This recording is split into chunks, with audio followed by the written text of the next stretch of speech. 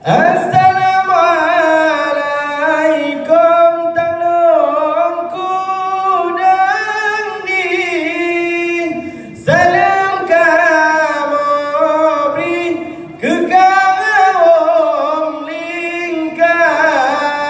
Assalamualaikum cahaya bulan kamu beri salam keluar pertama pun salam ke bapa ibu yang aku urusi, salam rapai rincong bisa.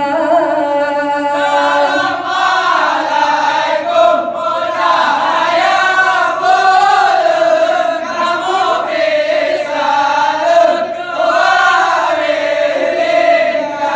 hantua salam ke panitia menjaga malam pugar acara. Assalamualaikum cahaya bulan kamu bisa keluar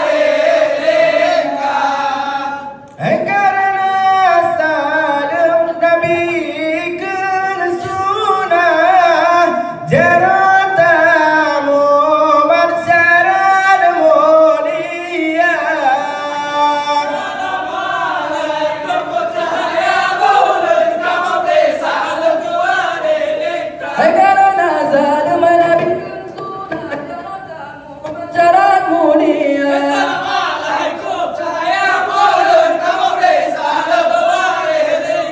Mulai di dunia sampai akhirat wujud kesambat ketanyo dumna.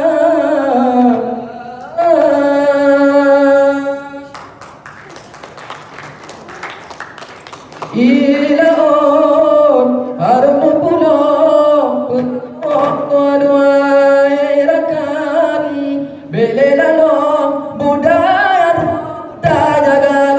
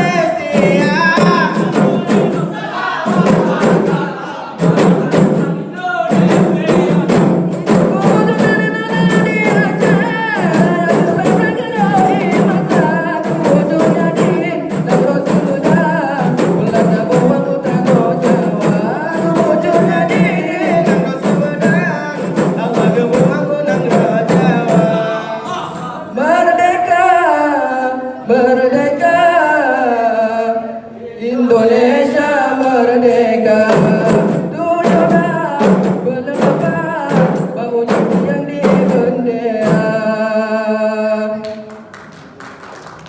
Pancasila gejok ke dasar.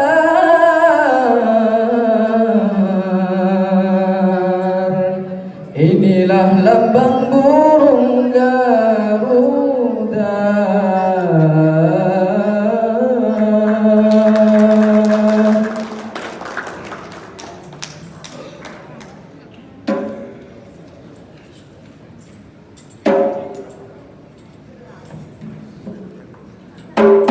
Assalamualaikum warahmatullahi wabarakatuh.